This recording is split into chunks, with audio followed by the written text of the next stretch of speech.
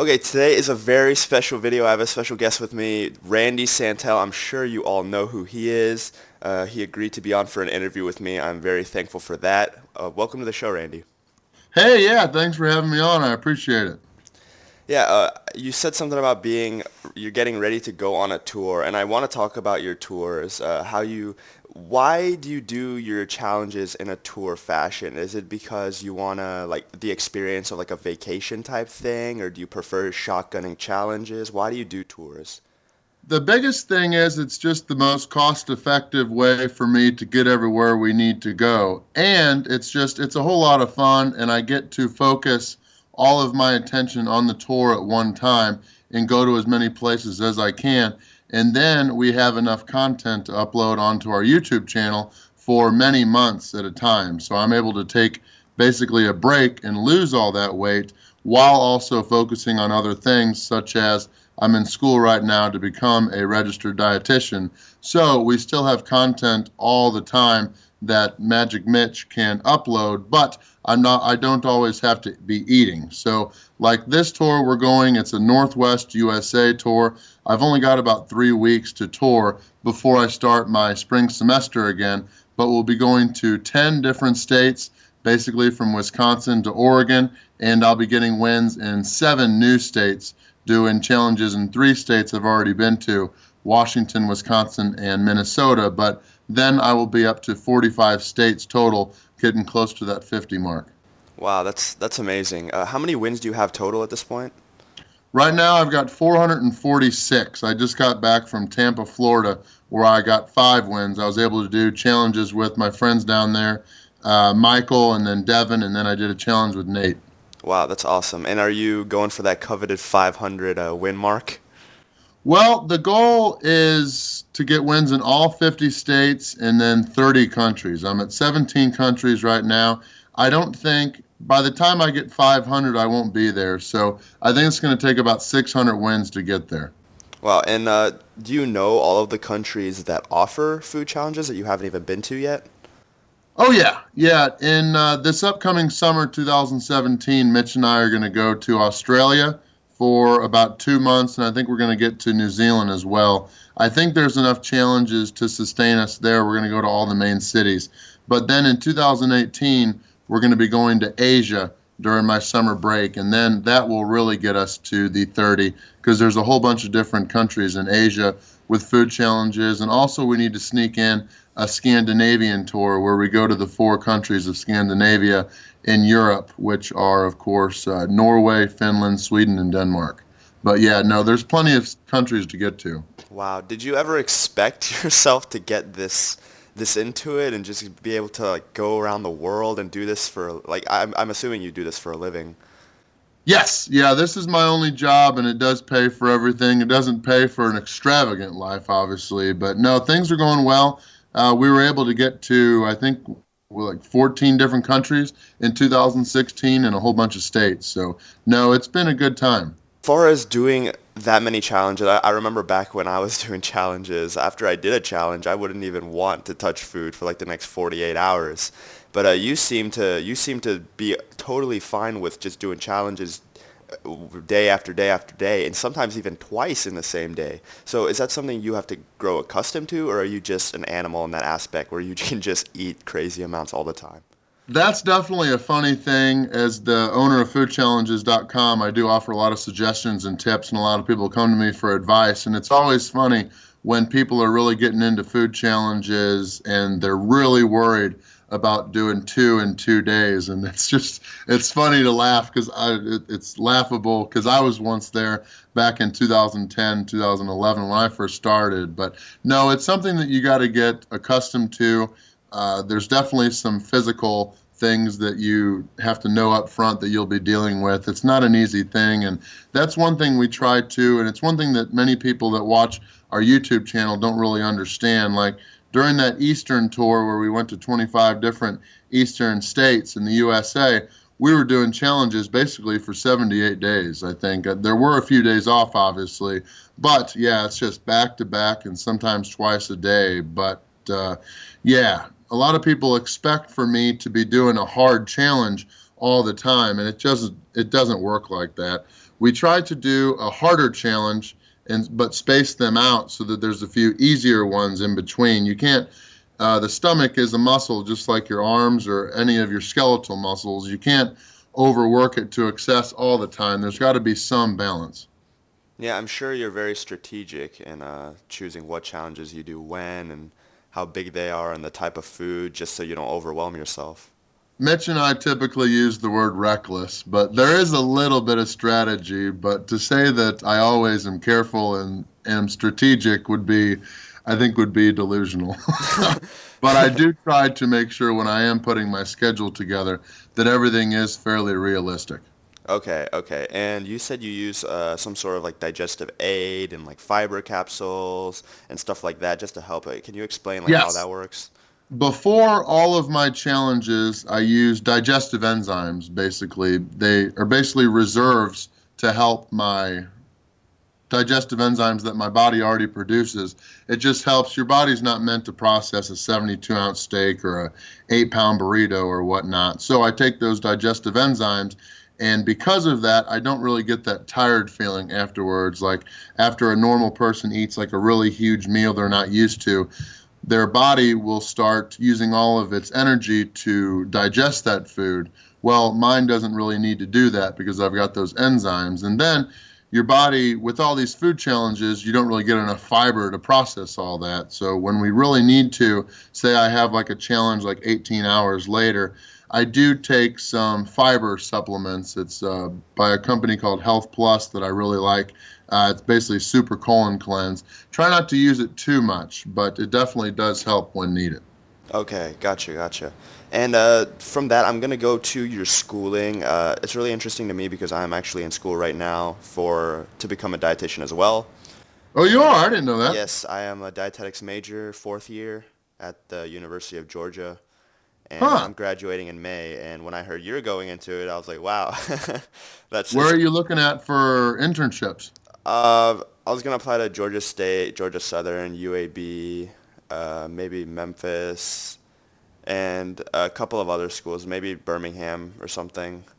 Um, Okay, cool. Yeah, for one of our classes, we had to look into one of those. I still have 5 semesters left, so I've got some yeah, time. you've But got time for sure. I'm and gonna plus try to us do being the. guys, it helps a lot. Yeah, it does. Because there's so few of us, and I'm gonna try to do the combined masters internship.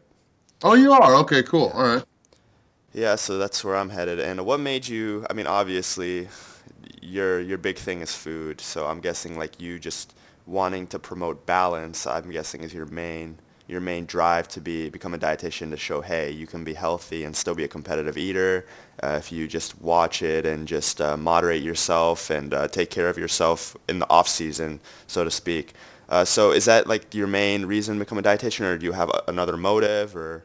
Well, I started getting really into things in 2010. Well, first of all, I went to college for construction management and graduated in 2008. And by 2009, 2010, I quickly realized that construction wasn't really a love or anything that I was passionate for. And because I was an offensive lineman in college at Missouri State, I was constantly trying to lose weight and I didn't really know how. But in 2010, I was finally able to really kind of kick things into gear, and I won that national Men's Health sponsored body transformation contest and got flown out to New Zealand to be on Spartacus as part of the prize package. But my friend and I, to celebrate, we did my very first food challenge, which was the Pointersaurus in St. Louis. It's one that a lot of people did. I know Molly was able to do it by herself, which is freaking crazy. But yeah, we got $500 for that, and everything just kind of evolved from there.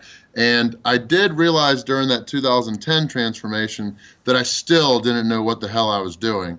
I went way too hard and didn't really focus on the end game or maintaining or anything like that, which is a huge problem that most people deal with. And I just continued to struggle while still doing food challenges. I was continually doing the food challenges because it was like an extra motivation to keep on working out. I knew that if I didn't really have any sports or anything to work out for, but I knew that if I kept doing these food challenges without doing enough working out, I'd gain a lot of weight. So that was just kind of a fun way to try to maintain that balance while still I was always trying to learn new techniques and everything regarding just fundamental weight management.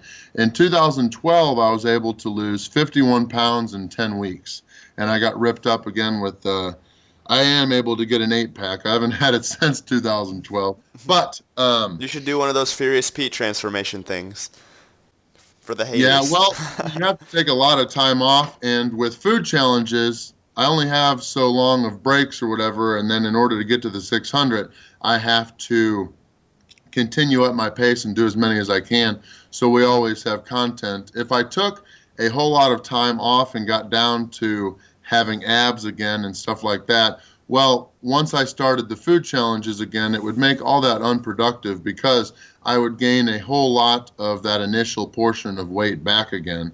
So it would be kind of senseless and a waste of time in one sense. But the plan is to be back around 250 pounds once I get close to becoming a graduate from Missouri State again in the dietetics program.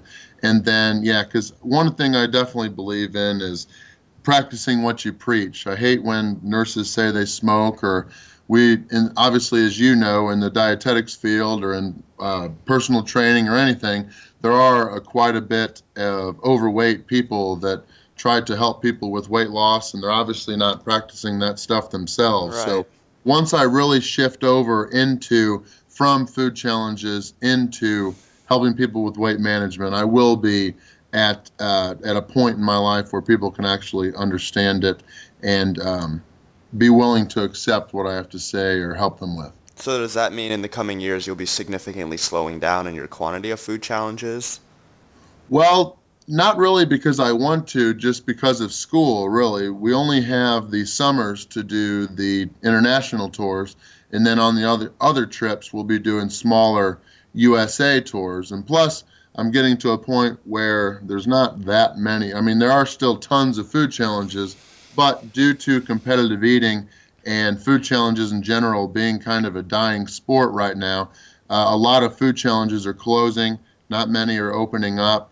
So I only have so many to choose from now. And there are still a lot on my list. But because I'm not able to, school is my main priority. I can't just up and leave and go on a tour. Right. I'll fail and have to redo the semester. So yeah, just because of the schedule, we won't have much time. But in general, yeah, I won't be doing as many challenges. Like in 2015, I won 143 food challenges, I think it was. We'll never do anything like that again. Wow. Okay. All right. And is the whole school thing and how you're dedicated to school and you can't really go on international tours, is that one of the reasons that you branched out with your YouTube channel and doing more convenient homemade challenges, or is that just a completely separate thing? Well, all the timing was kind of right. Now that we have 268,000 subscribers or somewhat, Congrats on that, by the way. Oh, thank you. Yes, no. Thanks to Magic Mitch. He's helped since 2013. Wouldn't be anywhere close to where we are now without all of his help. That's one big thing that people trying to get into YouTube with eating and stuff. I never really had a love for editing, and you can tell that when you watch any of my the first 100 videos. But once Mitch got involved, everything started to shoot up better. But everything just kind of is at a point where we can do it now. Not many people look up Bob's Diner in some place in Massachusetts that they've never heard of, or anywhere in the country, or even in Europe. Nobody looks up challenges in Carluke, Scotland, or something like that. But everybody knows McDonald's, Taco Bell, all of the big places. And now that I am one of the upper tier, I guess, food challenges, since some of the top ones don't really do much food anymore other than Matt Stoney. But it's just kind of a way to help grow the competitive eating community, get people a spark or inspired. I know most of us got into all this by accident, just by some dare from a friend. What if somebody dares their friend to do the Taco Bell challenge that just recently uploaded and eat $20? They do real well. They beat my time, and that sparks them into getting involved with other stuff, and then they become like Carmen with MLE, who's doing an awesome job and really getting up there. What direction do you see your channel going into? Are you seeing it going into more of the Matt Stoney direction, or are you going to stay true to your restaurant challenge uh, No, and that's one thing base?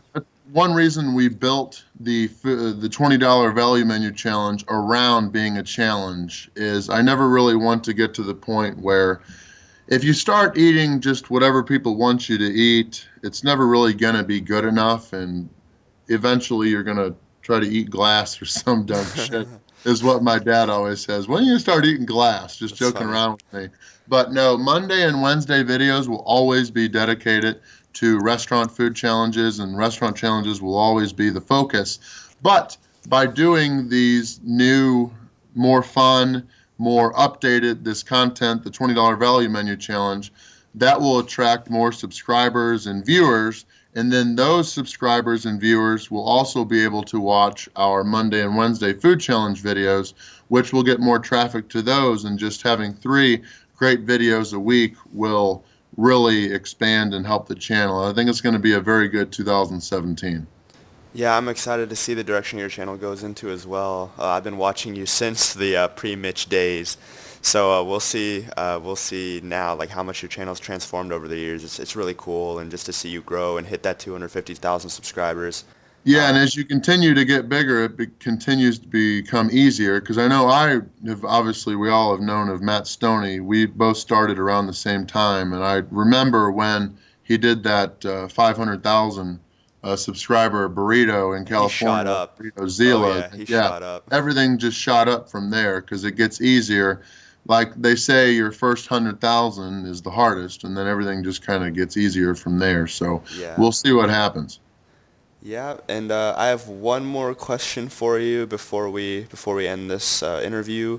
Your most and least appetizing food challenges, if you can remember.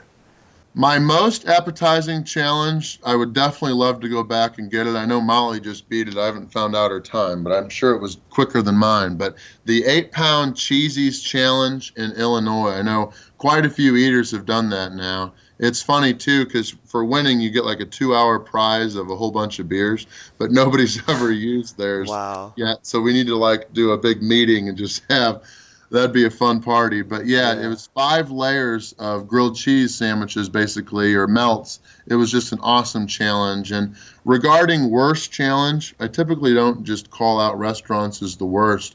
But in general, I have discovered, especially during the last summer 2016 tour, which all those videos are about to start uploading at the first of the year.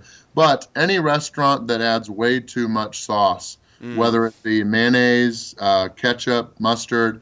There was a restaurant, I won't specifically say the name, but the video will be coming up. There was a restaurant in Greece, actually. It was one of the ones that I was really looking forward to. But the owner basically put like 8 different sauces on it.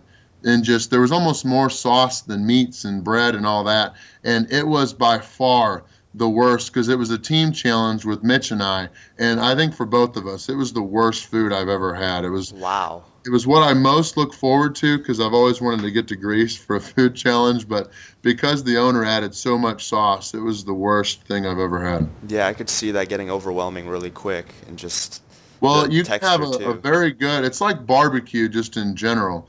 Somebody may spend hours and hours making this delicious meat and it might come out perfect, but once you add ketchup and barbecue sauce and everything else, the flavor is more on the sauces and less on the food, and you've Yeah. basically ruined that food that you spent so much time creating so that it would be great. Right, right.